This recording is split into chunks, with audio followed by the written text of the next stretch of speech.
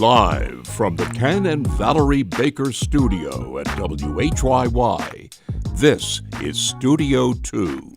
On Wednesday, May 27th, welcome, friends, on into the program. I'm Cherry Gregg. And I'm Avi Wolfman-Arendt. So today, it's our monthly series, The Big Fix, where we debate solutions to some tough problems facing the country. And this hour, we're taking on kids and big tech. You may have seen that the Surgeon General's office issued a warning last week about excessive screen use and the harm it is doing to young people, linking it to growing rates of anxiety, depression, poor sleep, and social relationships. But recently, we've seen lawmakers, schools, and parents begin to tackle the issue and push back against big tech. Countries are banning social media for kids under 16. States are passing age verification laws. And many more are restricting phones in classrooms. There's also a grassroots parents movement to get tech out of schools, including one in our region. Plus, the social media companies Meta and YouTube were recently held accountable for harming young users in a landmark verdict this March. Yeah, so can we make technology safe and healthy for kids and teens? And who should be setting the limits? Government, the tech companies, schools, parents, the kids themselves. We brought together 3 experts on kids and tech to pitch their big ideas for combating this issue. They've each brought 2 solutions to the table. So with us in studio, we have Desmond Upton Patton, the Penn Integrates Knowledge professor at the University of Pennsylvania. He's also founding director of the SAFELab and a member of the Children and Screens Evidence Council. Desmond, welcome to Studio 2. Thank you so much for having me. We also have Jean Twenge, a professor of psychology at San Diego State University and author of 10 Rules for Raising Kids in a High-Tech World. She is an expert witness in trials against the social media companies. Jean, welcome to Studio 2. Thank you. And last but not least, we have Casey Mock, Senior Policy Director at The Anxious Generation, a lecturer in applied ethics and tech policy at Duke University. He's also the author of the Substack newsletter, Tomorrow's Mess. Casey, we're happy to have you. Hey, y'all. Thanks for having me. Great to be here. And we're also happy to have our listeners. We'd love to hear from you this hour. Yeah. We're really interested about your potential solutions to all of this. Have you seen big tech impacting your kids? What's your fix? How do you think about screen time in your own life? Give us a call, 888-477-9499, or email us studio2@whyy.org. And yes, we are on social media platforms, Facebook and YouTube. If you are there, comment in the live chat. And before we launch our discussion, though, we do have to unveil thank you for reminding me of that. See, new things. We have to unveil a new summer feature on Studio 2. It is called Giveaway Wednesday. Every Wednesday this summer, we're giving out 2 pairs of tickets to an upcoming event in the region. So you have to stick around to the end of the show for the reveal of this week's Giveaway Wednesday event and your chance to win. Okay, so we're going to jump into round 1 of the Big Fix. And our big thinker who's up first is Jean Twenge. Jean, you have a big fix idea, and yours is delay. Lay out your big fix and the rationale behind it. Yeah, so the idea is parents, with, of course, support from other parents and hopefully buy-in from their kids, to delay giving a smartphone for as long as possible, really, and delay giving any phone for as long as possible. So when I wrote 10 rules, this was what I was really trying to help parents with. I have 3 teenage kids myself, and 2 of the rules are, one, that first phones should be basic phones. So when you've kicked that can down the road as long as possible, but then, your kid needs to be picked up from sports, or they're at that age when everybody is texting their friends, say 12 or 13, don't hand them a smartphone, get them a basic phone. So they still make flip phones, or even better, there are phones designed for kids. They're built on Android platforms that allow kids to call and text, and then other apps at the parent's discretion, but no social media, no gambling apps, and crucially, no AI boyfriends or girlfriends, because that's the new thing that we have to worry about. Yeah. And then so when do they actually get the real smartphone with internet access and more accessibility to apps? Well, we came up with the idea in our house that's worked really well is you get your first smartphone when you get your driver's license. So that's going to be 16, 17 in some states. You're going to have that freedom to go see your friends rather than have that kind of false choice of mom and dad are busy. So I'm going to go see my friends on Snapchat. No, you can get in Yeah. the car and go see them yourself. Because Yeah. if you live in a suburban area like I do, that's really crucial for kids. You can modify that in an urban area to say when you are getting around the city by yourself on public transportation and you're 16, then you can get the smartphone. And so, Jean Twenge, gotta get. Sounds like a great idea, but there's a lot of parents of teenagers right now who are. You got to lay out the argument as to why, and then how do you sort of lay down the rules, because kids are going to advocate, especially teenagers, for themselves, that they need it, all their friends are on it. So give us the rationale and then the arguments to sort of lay down the law here. Yeah. So the rationale is pretty simple, just that kids are not ready for smartphones because internet access, they can go anywhere. That can be pornography, it can be gambling. Parental control apps, I do recommend them, but there's workarounds. I hear about that from parents all the time. So if you can give them more of that basic phone where there's not as many workarounds, it really makes things really easier for parents. And then kids still have access to the apps that are usually most important to them, which is often being able to text their friends. So there's a long discussion that we could have about the Yeah. implications here.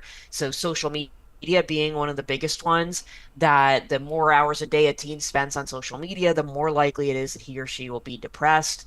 We have a lot of experimental studies now showing that when people cut back or give up social media for at least a week or so, they end that time happier and less depressed. So there's lots of reasons to be concerned about this. I mean, not to mention all the things about unknown adults being able to easily contact kids on Yeah. social media. Snapchat is the favorite app of drug dealers.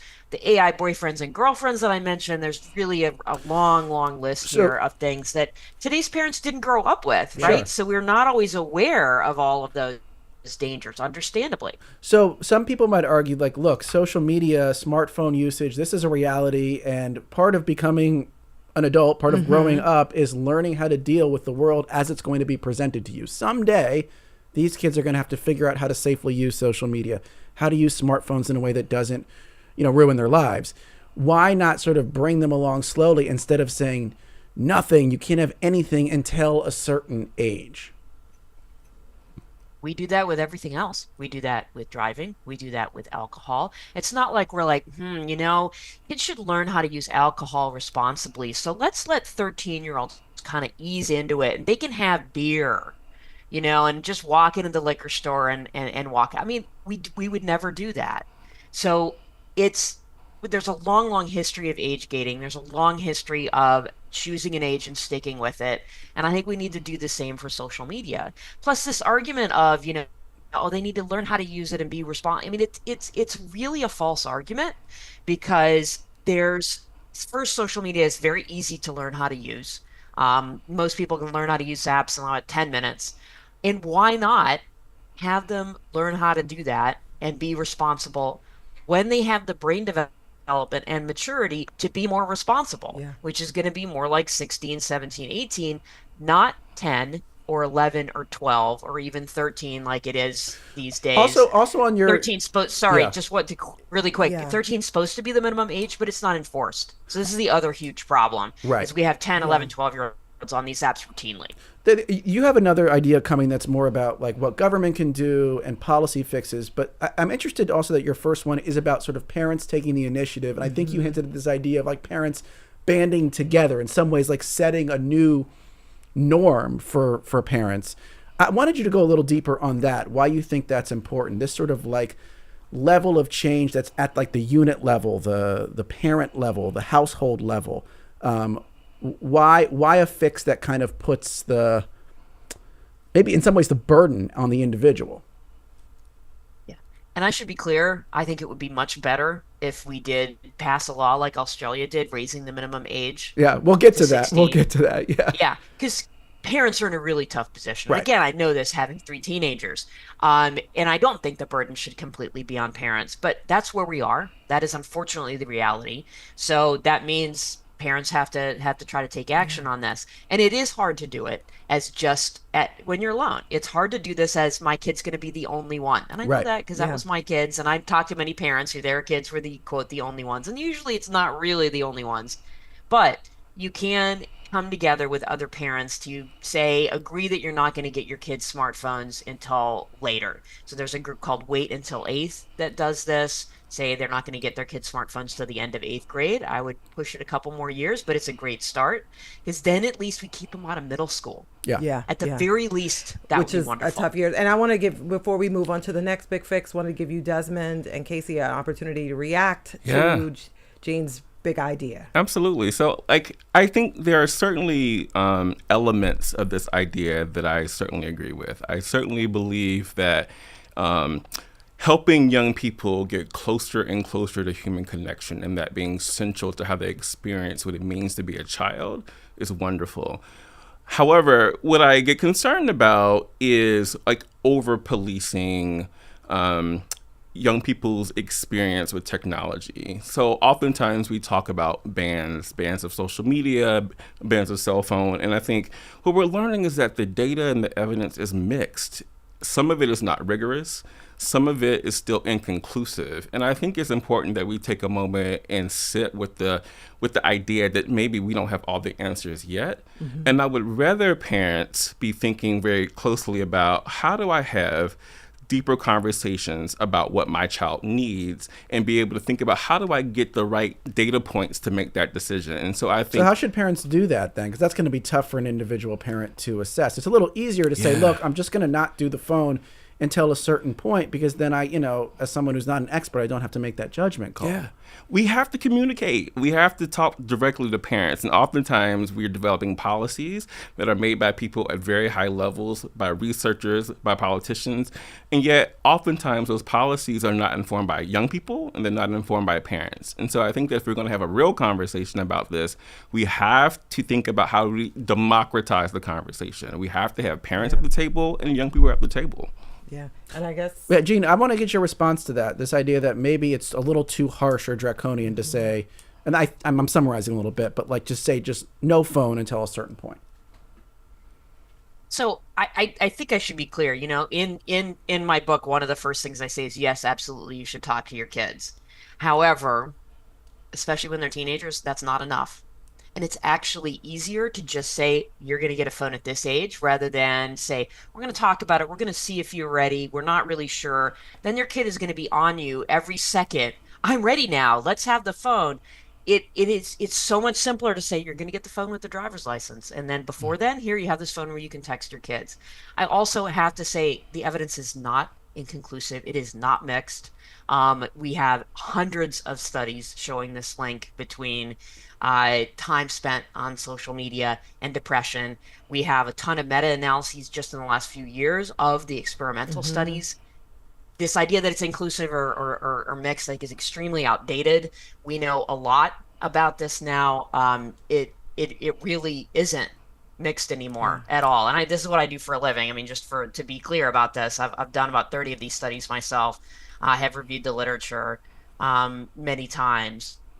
So I have to disagree on that point. Casey, why don't you chime in on this as we get ready to move on? Yeah, thank you. So I would agree with Jean on this, on a variety of points, but a few things. I think first, on her point that there are actually democratic voices being heard on this. Like, the phone-free schools movement would not exist were it not for parents and moms in particular around the country, like, speaking up and demanding change. I talk to parent groups all the time who are really leading the way at, really fighting for change in their schools. We're seeing in the news recently a pushback from parent groups about AI in the classroom in particular. And this also extends to young people as well. There was a op-ed that John Haidt published in the New York Times last year called Gen Z Has Regrets.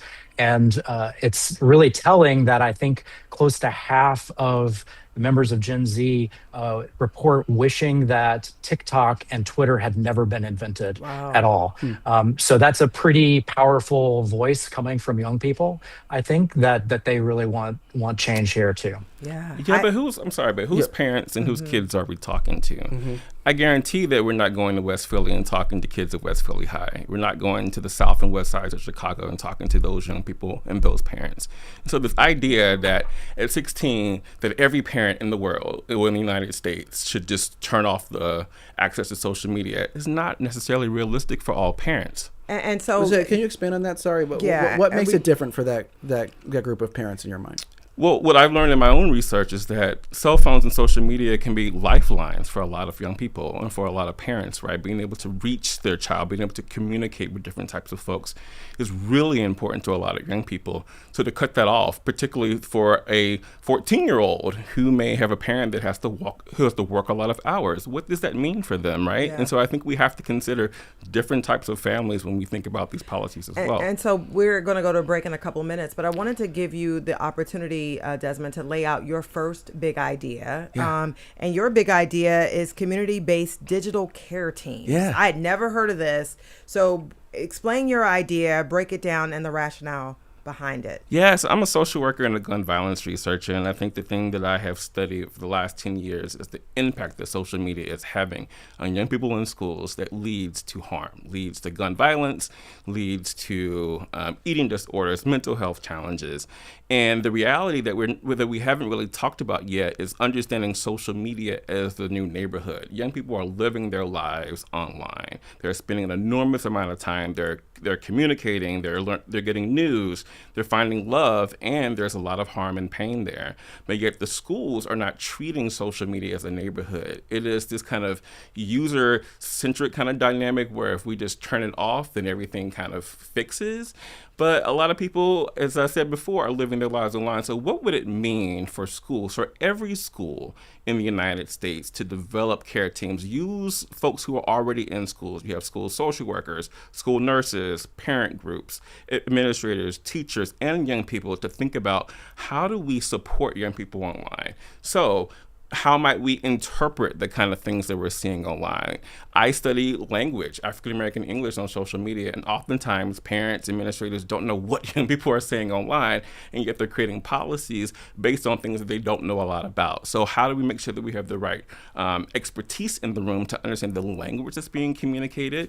And then what happens when something harmful happens on social media, right? Oftentimes in the schools that I work in, schools are thinking about, okay, we're having prom, but then there is a fight that's brewing on TikTok, and yet there's a disconnect between understanding why that fight is happening and what we should do about prom.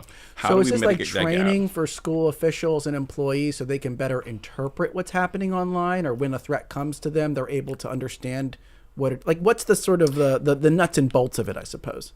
I think it's bigger than interpretation. I think interpretation is a key factor, but I think it's really about support, right? What do we do when we see negativity online in a way that we're not just calling it out? Calling it out is important, but how do we make sure that we're supporting young people in the long run? It sounds to me that your solution is different from Jean's in the sense that your argument is more like, this is already out the bag. You can't put it back in. How do you deal with the situation as it currently exists? Am I? Absolutely. I talk to schools all the time who are like, we don't know what to do about social media. We're trying the younger patches. We're trying to have conversations, and yet the connection is still not happening. So how do we make sure that folks who are in the school buildings are prepared for the kind of interactions that may happen on social media? So how would you propose doing that, though? So let's imagine it's me, like I'm, an elder millennial who has no idea what any of this stuff means. I'm like on Instagram, but I'm not on TikTok. I'm barely on Facebook. How would you get me as a school employee or this theoretical person like up to speed so that they could be helpful? Well, I think a couple ways. One is the convening power of bringing people together is really important. And one thing we're not saying is that young people are experts on the digital lives, right? And so what would it mean to bring together a young person who's active on social media, who knows a lot about social media, and for them to share with the millennial who's not active about who they talk to, What features are they using? How are they using those features? Why do they use those features? What are the triggers that So take the conversations? kids would talk to the teachers about, teach them? Let's share knowledge, right? Let's share knowledge. Let's share expertise. But let's first understand that young people and community members have that expertise as well. Yeah. And we have about a minute and a half left. So Casey, Jean, would love to get your thoughts on this sort of the idea that, you know what, the cat's already out the bag. How do you deal with the current situation? Your thoughts, Jean, Casey, on Desmond's idea. I mean, obviously making those connections and communicating at schools is a great idea. I think we just disagree that I don't think the idea that, the cat's out of the bag and there's nothing we can do is the way to go here. I think there's a lot that we can do to cut back on social media use so it doesn't become excessive. It is not the only way by any means for kids to communicate with their parents or even their friends. There's so many other avenues available to them in terms of internet access and texting, and it doesn't have to be algorithmic social media for them to connect with their friends and their communities and their parents. There's so many other ways that they can do it. And I should be clear too that the research that I was discussing is from nationally representative samples, and when you break it down by socioeconomic status or race or ethnicity or any other variable, the results look exactly the same. Casey, your thoughts on how to, I guess, train people up, adults up, so that they can be more effective communicators with kids in this space? Well, I think what I like about Desmond's suggestion is actually what my response would have been to his feedback on the last suggestion, which is we can't just take things away without providing infrastructure to replace it.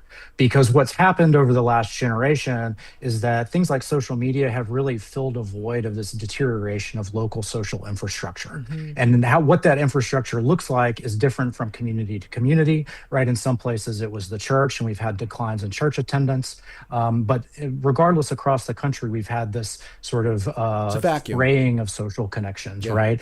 And if we just take away these platforms and don't put anything back in the place, of course, that's going to be dissatisfying. Yeah. Well, we have more ideas to come, including Casey's first big fix. We want to continue to hear yours. We'll get to some comments on the other side of this break. Our number is 888-477-9499. Our email is studio2@whyy.org. We want your fixes on big tech and kids right here on Studio 2 from WHYY.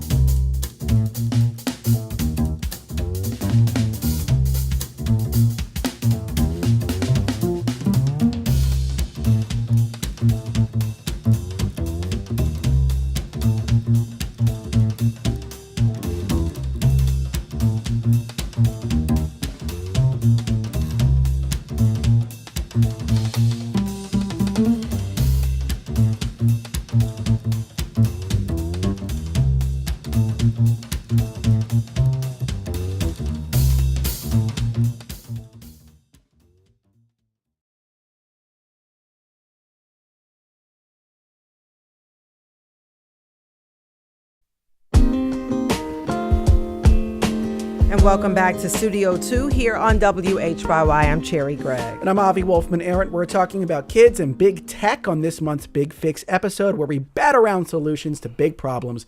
There is growing concern among parents, researchers, schools, and lawmakers that kids are spending too much time online, staring at screens, scrolling on social media, and playing video games, and it's all leading to anxiety, depression, and more. Yeah, we brought together 3 people with different expertise and asked them to bring some possible fixes to this problem to the table, and we've been going through their ideas.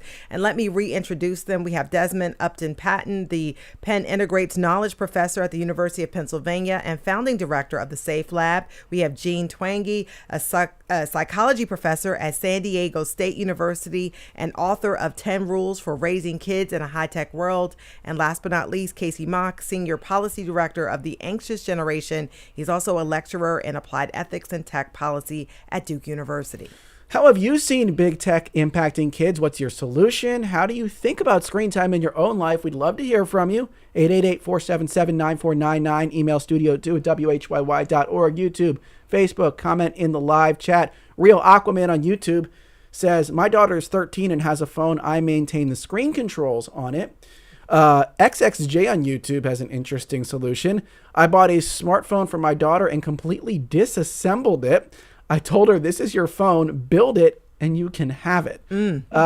Okay, so Casey, let's get to your first big idea. It says here, a right to cognitive liberty. Interesting. We're here in just like a block or so from Independence Hall. It feels very constitutional. What is cognitive liberty? What are you talking about? Well, before I get into it, I just want to say that, what my idea here is about, and actually my second idea as well, is actually, in a way, it's like Jean's idea about changing a norm, right? Her idea was changing a norm in a household. And what I'm talking about here is changing the norms of how companies make money. So to get kids off screens, we've got to change how the companies approach making money from kids and how they design their products to maximize profits from kids. And one way that they make money from kids is by promoting overuse of their products. So this is the foundation of the attention economy. The companies understanding that our attention is a finite resource, and if they capture it and they monetize it, they can sell it to advertisers. They thus have every incentive to have kids on their platforms as much as possible. Now, our societal expectation, and actually expectations to date under the law up until recently, has been that it's been permissible. It's been allowable for companies to encourage that overuse unless and until someone proves that it's actively harmful. So we need to flip that presumption. We need to flip that norm. And we also need to flip the norm that manipulating you, that taking advantage of your, using algorithms to take advantage of your vulnerabilities is also not permissible. So how do we flip that norm? What's the practical way to do that? I'm trying to imagine coming to a social media company and saying, you have to water down your product essentially because, generally companies want to maximize the appeal of whatever they're producing, whether it's a social media app or a candy bar. How are we flipping this, Casey? So think about your house, right? You have a presumption that a stranger may not enter your house. You have to invite a stranger to your house, right? And if a stranger comes to your home, the stranger is expected to follow your rules.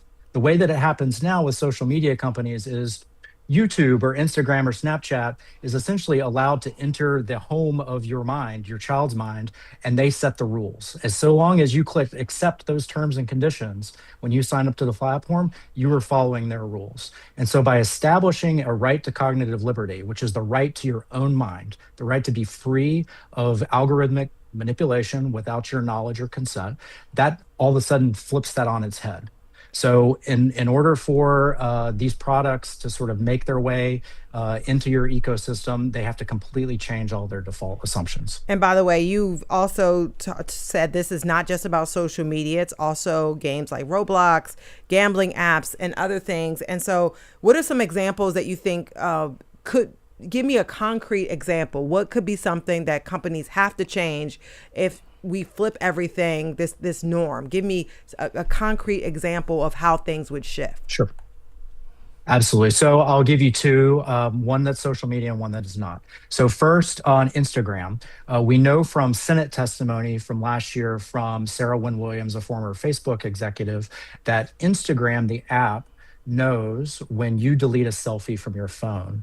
And Instagram chooses that moment when a teenage girl deletes a selfie to serve her an ad for a beauty product on the theory that she's emotionally vulnerable and feeling self-conscious about her body image then. That's deeply manipulative. And in a way that I think no one in their right mind, and certainly no parent in their right mind, would sign up to permit their teenage daughter or teenage So there would be a way to be turn that subjected to off, is what you're saying, or that would not Correct. be on That would at just all. be It would not be on at all. correct. That would be not permissible at all. So it'd be, like in that second, case, it would be Instagram would not have access, like photo roll access, or so, like we're not tech people here. Like, and I know no one here is like a computer scientist, but I guess It's the feasibility of it, matching the feasibility with the idea. The idea sounds very appealing, and then I get to the feasibility, and I'm like, so how do you get into the weeds of this and like put it in a law, right? Because I think ultimately, right, would have to be in a law, right, Casey? Right.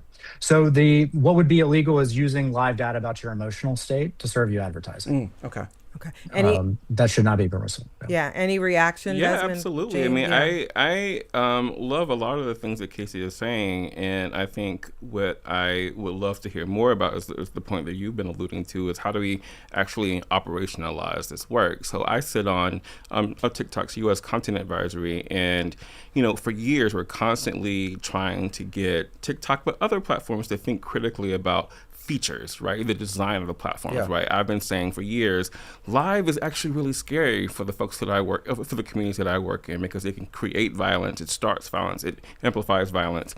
But the challenge is when you're trying to talk to the C-suite and you don't have a use case that makes sense to them, that they can understand, then it just goes into the ether. And so I would love to think about how do we take this brilliant idea that Casey has and figure out how do we create transparency portals around the things that platforms are already doing, Yeah, so that a we lot can of get more it we people don't even involved. know, right? You don't know. How do we get inside the black box, Gene? Do you have ideas for that? Because I do think a lot of this comes back to it feels like magic to the layperson, how all of this works, how these algorithms are designed, what they actually do, what data they're grabbing, and how they're turning it into action. Is there a way to take that black box and make it at least not opaque anymore? I mean, that's one of the things that a lot of people are advocating for, is a lot more transparency about how these things are done at the level of the tech companies, that how they develop these algorithms, how they work, so people can understand them better. I don't think that will solve all of our problems. I still think we need more regulation and parents stepping in. But it would certainly be helpful if we understood more about how these algorithms work, because they've poured billions of dollars into them, because that's how they make their profit, is to keep people on for as long as possible. Yeah. And so we're going to move on to Jean Twangy's next big fix idea. By the way, Sid on Facebook says parents need to monitor their kids' internet usage. Double exclamation point. George on Facebook says regulations and stiff financial and criminal, if appropriate, penalties would help. And so, Jean Twangy, your second big fix idea relates to federal age verification. So let's dig into it. Lay out your second big fix. How would it work? And what would the law look like? So Australia has been a pioneer in this area. They raised the minimum age for social media accounts to 16 and required age verification. So that went into effect in December. They're still, trying to figure out exactly how to get it to work, because they do have to work out those logistical issues. But it has led to a huge reduction in the number of kids 15 and under using these platforms. So I think this is really inspirational. A bunch of other countries have followed that. It would be amazing if the US could be one of them. I'm not tremendously optimistic that might happen, but we, at the very least, maybe we can get our current age minimum of 13 enforced. Yeah.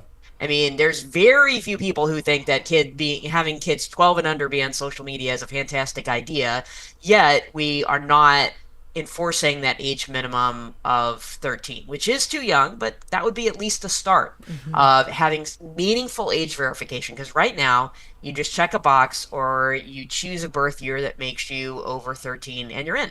Yeah. And, 12, 11-year-olds all know how to do that. They know how to count, right? As far as I can tell. Yeah, exactly. They've learned enough math so they can figure out how to do that. And, you can create multiple accounts. If you get kicked out the first time, you can go back and then just try again. It's very, very easy for 12 and unders to get on these platforms. And Jane, what about the privacy argument, though? A lot of people say, there's a lot of privacy issues. Once you start doing this age verification, your response? Well, I think there's a couple of ways to respond to that. So one is, really, for social media, when they already know absolutely everything about us from how we have signed away our right to privacy when we sign up for an account, I think it's a little ironic. Plus, I think when people make that argument, they assume it has to be government ID, and that's not true. There are so many companies that will verify age online that they have their own trade association. And they have a list of all the companies that do it and all of the ways that they can do it. And government ID is only one among many, many other ways that it can be done. A lot of times they're using AI, facial recognition or facial age techniques. There's you can put in, maybe a credit card and then have it charged 1 cent and then have that even 1 cent charge rolled back. There's a bunch of ways that this can be done. And would it be, just to clarify, that Australia has its law, but in your ideal law, Gene, what's classified as social media?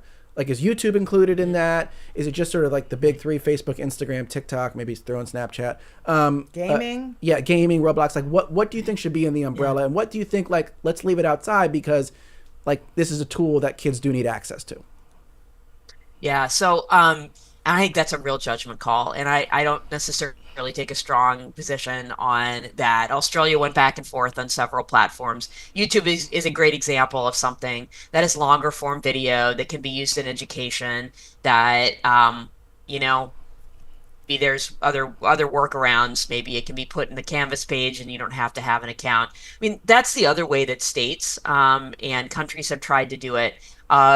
You can watch YouTube, you just can't have an account, so then it can't algorithmically feed you things. So that'd be the other way to do it. But absolutely, TikTok, Snapchat, and Instagram, clearly would be on that list of social media. And Desmond, I know you're going to push back a little bit on this. We have about a minute before the break, but I'm guessing you're thinking that if we do this, like there's some cost to it. If we do like a blanket ban 16 and under, what would be your pushback on that? Look, I think the thing that Gene and I both agree on is that we need to protect young people. We want them to have thriving lives. And so I am not opposed to this idea of verification. So one of the things that I experienced is that at a TikTok convening, there was a parent and a child that have been able to use some of the verification tools that TikTok offers and to create these new accounts for young people, for teenagers as well.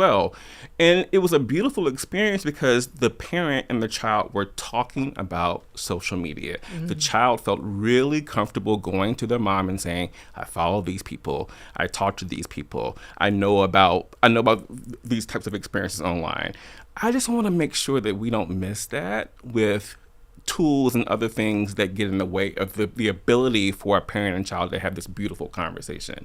And so one of the things that I want us to also be thinking about is what outcomes are we talking about? So you can talk to 50 people who think that social media is horrible, and then 50 other young people who are like, well, these verifications don't stop me from having poor mental health experiences and things like that. So let's put a pin in that. We have another idea from you coming up on the other side of this break. This is our Big Fix episode on young people and tech. We want your ideas, 888-477-9499. Our email is studio2@whyy.org. Don't go anywhere. This is Studio 2 on WHYY.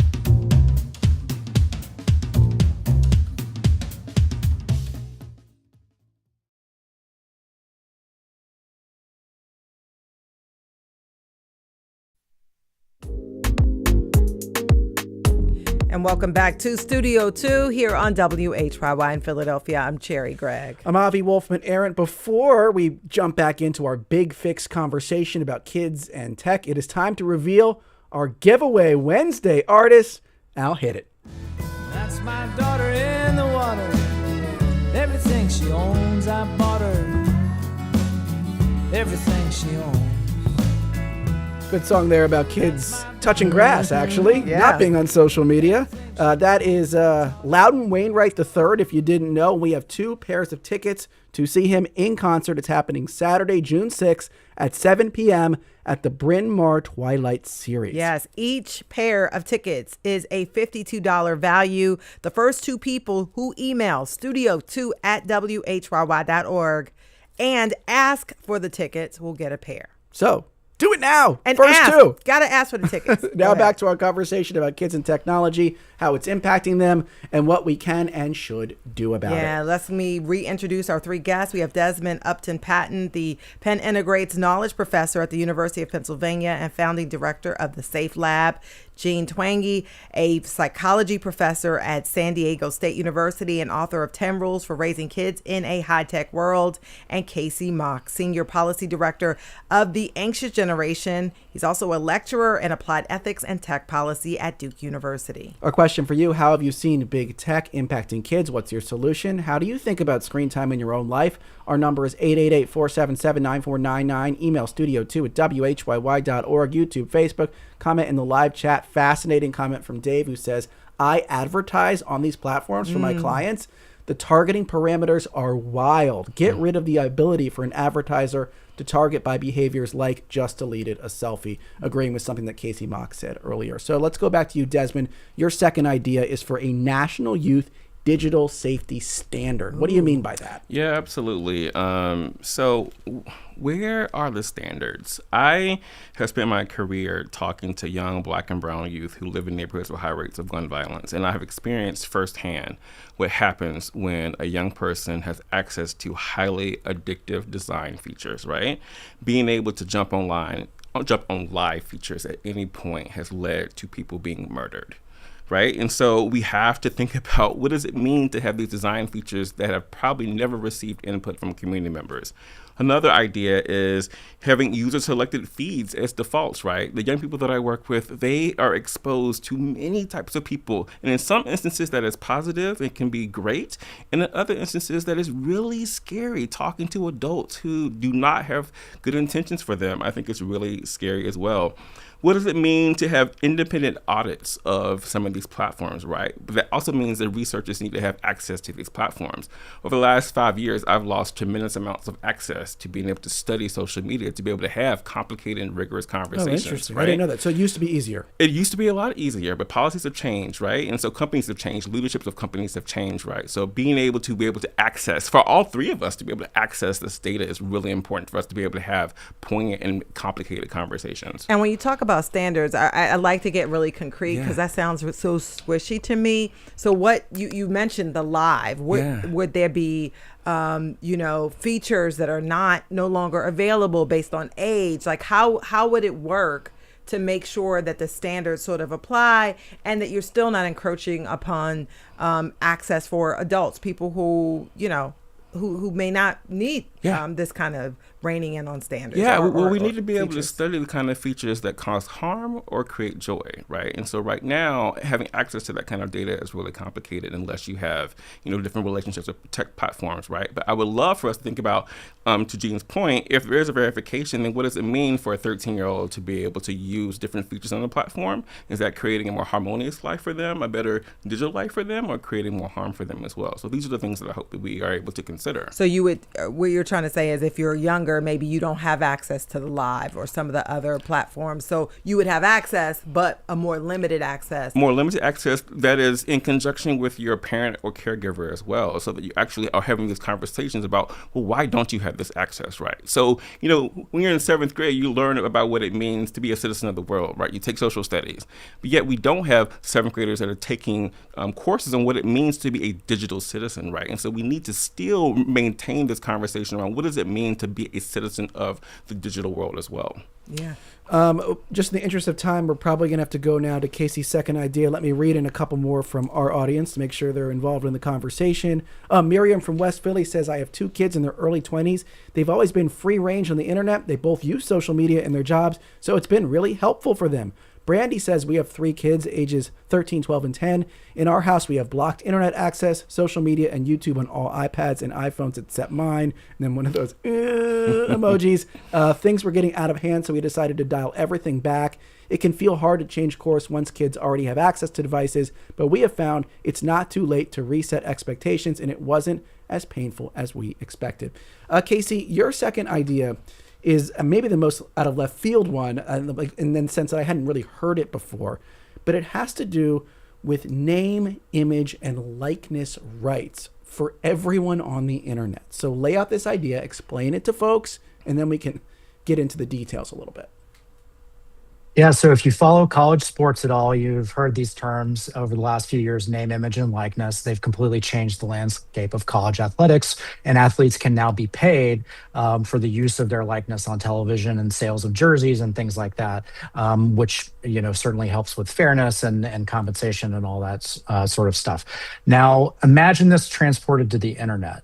The internet is awash with all of our data, and particularly our kids' data. As Gene made the point that, there's kids under the age of 13 whose data is swirling around the internet, and the companies are monetizing this. This is also what's happening in ed tech with classrooms. Many of the educational technology products that are weaseling their way into classrooms are actually monetizing your kids' data after the fact. And so if we all each have a sort of digital copyright to our digital selves, and if that is used and abused by the companies and they have to compensate us fairly for that, that could change the entire incentive structure for how these companies operate. Right now, they have no incentive to be responsible with the collection, storage, or use of our data. And if they have to pay us fairly for it, then that all has to change. So how would this operate? Like, how would I even know that a model is being trained on my image, or that my work, or that my data is being used to inform things about the algorithm or make business decisions? Like, how do you even get clarity into whether or not your likeness is being used so that you can be compensated if you so choose? Well, if something like this were to pass, I think first the companies would need to be more selective when they're training an AI system about what data they're using in the first place, which that actually would create some benefit. As Desmond may actually, from his work, know much more than I do, because companies tend to take low-hanging fruit on the data that's out there. That means that there's lots of underrepresented groups and data structures, which leads to bias being baked into systems. So, for example, systems used in schools with remote learning tend to flag African American English as cheating or dangerous language, because the systems are confused by that because the sample size is not as high, for example. And so if companies have to treat the input data more responsibly, they'll have a better sort of idea of a good quality data set. Now, Denmark has actually done this too, and they've used their copyright system to build upon this. So if someone violates your copyright, you can sue them for violating that. And it would work much the same way with notice and takedown, where someone has pirated a song, and if they don't take it down, then you can sue them for that. Yeah, in my mind, I'm thinking about deep fakes. I saw a video recently where, Paris Hilton has sort of taken on this and talked about how there's like literally tens of thousands of deep fake videos involving her, nudes and all sorts of things. And that could possibly be a solution to that portion of it, because we're seeing that that sort of bubbling up and becoming a real issue among young people who are online, Casey. Absolutely. So the deepfake is the perfect use case for this, because the Take It Down Act passed in Congress last year, and that's certainly a good thing. But the solution that is it basically criminalizes the creation of the deepfake by the end user. Now, in many cases, this is going to be really hard for us to track that down. And what's happening is what we saw this last year with Grok just a few months ago and the mass sort of undressing of women on the platform is the platform bears some responsibility in enabling this behavior. And the way that they enable that behavior is having the digital imagery baked into the training data from the first point, and because they didn't have to pay anyone for it. Yeah, and they don't have to interesting. pay anyone for it if it's misused. Yeah. So in this paradigm, though, if I wanted to let the platform use my name, image, and likeness, and I wanted to be compensated for it, I could do that? Like, I would have that option, Casey? Correct, right? And it could be an income stream for people. Yeah. And so as people were worrying about AI hollowing out jobs and stuff like that, this could be a way of the future too. Yeah, and quickly, any reaction to Casey's pitch? Yeah. To Desmond, yeah? Yeah, I love this idea. And I don't think it's theoretical. There's a new AI startup called WHYY that has created a structure for how folks can say, I am okay with you using my data in this way, but pay me, right? And I think it allows people to make informed choices about how their data should be used or should not be used, and it creates another stream of income. And so I'm all for people being able to find new ways of being able to take things back from large tech platforms as well. Yeah, Jane Twenge, any thoughts? Yeah, I mean, I think it's a great idea. That's one of the things that we need to try to take the power back from the tech companies. Ultimately, I think this comes back to something we've talked about a lot this hour, which is just incentives. And how do you change the incentives that tech companies operate under? Are there other things in that vein, Casey, that you're thinking about, other specific concrete solutions that would just make it so it's less profitable to run the system the way it's run right now? Well, there's legislation at the state level across the country that are a version of what my first idea is, which is outlawing certain design features by default for kids. Yeah. So New York has passed a law called the Safe for Kids Act that outlaws addictive design features on social media. And a number of states are also considering legislation banning manipulative chatbots pointed to minors that capitalize on human vulnerabilities. And I know Governor Shapiro's team in particular is interested in Pennsylvania going this way as well. And the way those laws work is that the companies are liable in court for violations. That's the way it would work. It would be through the court system. It depends on the state and the practice, but in general, it builds upon existing product liability laws or consumer protection laws or fraud laws. So it's considered like a deceptive consumer practice, like false advertising in some instances. Yeah. And as we get ready to wrap up, we have about 90 seconds left. Would love to get your idea, the one thing you think is the lowest hanging fruit for making a step in the positive direction of reducing some of the harm to kids that they're getting online and social media and through these devices. And Desmond, then we'll do Jean and then Casey. Yeah, I'm still a big proponent of creating spaces for parents, caregivers, researchers, community members to talk about social media, to talk about the internet, to talk about their digital lives, and for them to be able to have easy access to research and data that makes sense to them so that they can make informed decisions like the one we heard from one of your guests. Yeah, Jean. I can't pick one, so I picked two. Just changing that social norm around, let's not give 10-year-olds smartphones. Let's put that off until well into high school. And no phones during the school day bell to bell, which has really started to catch on across the country, I think would be really helpful as well. And a lot of kids actually like that. And Casey, final word? Just general accountability for the companies when they make products that hurt people, in particular kids. They've gone too far without any accountability at all. We're starting to see that change, thankfully, but more work needs to be done on that front for them to change their behavior. Well, thank you all for participating in this conversation today. You just heard there from Casey Mock, Senior Policy Director at The Anxious Generation, lecturer in Applied Ethics and Tech Policy at Duke, and author of the Substack newsletter, Tomorrow's Mess. We also heard from Jean Twenge, psychology professor at San Diego State University and author of 10 Rules for Raising Kids in a High-Tech World. And finally, Desmond Upton Patton, the Penn Integrates Knowledge professor at the University of Pennsylvania and founding director of the SAFELab. Thank you all for being here today on Studio 2.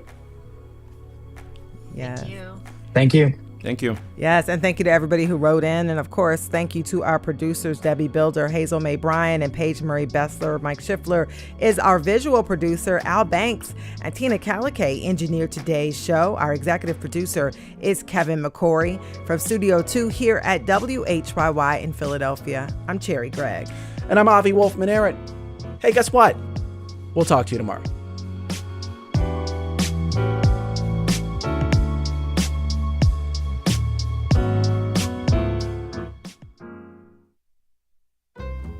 Coming up on the show tomorrow, all men are created equal. The phrase from the Declaration of Independence that we know so well, but in 1776, it did not apply to everyone. Enslaved people, communities of color, women, so many groups were left out. We'll hear from the makers of a new PBS documentary about stories on the margins and talk about what it means to be American then and now.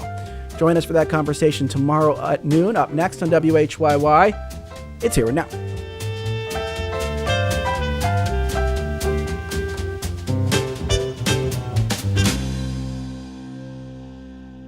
Princeton Theological Seminary supports WHYY and announces a 4-day residential seminar exploring the complicated relationship between Christianity and American democracy. Hosted in historic Princeton and led by seminary faculty member Dr. Heath Carter, participants will learn alongside Pulitzer Prize-winning historian Annette Gordon